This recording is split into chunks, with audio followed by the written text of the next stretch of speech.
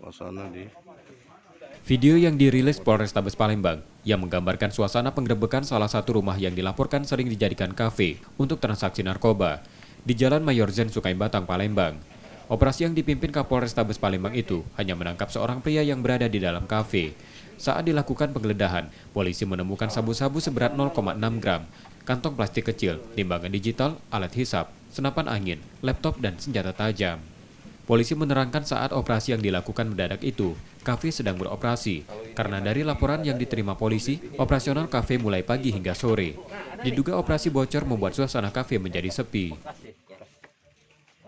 Ada sebuah lokasi, mereka menyebutnya kafe narkoba.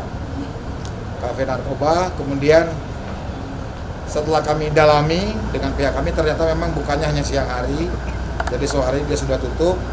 Jadi di kampung tersebut, setelah kita amati, memang mereka sedikit mempersiapkan pertahanan dalam tanda kutip. Mereka menggunakan lokasi yang jaraknya dari pinggir jalan itu kurang lebih 600 meter. 600 meter, cukup jauh, mobil tidak bisa masuk. Bahkan kendaraan sepeda motor pun kalau berpapasan harus saling mengalah satu sama lain.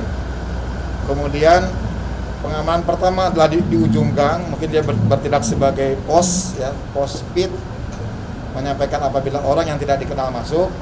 Kemudian 30 meter masuk ke dalam gang juga ada sekelompok pemuda yang memfilter yang akan masuk ke sana. Kemudian lokasi rumahnya kita sebut dengan kafe narkoba itu kurang lebih 600 meter.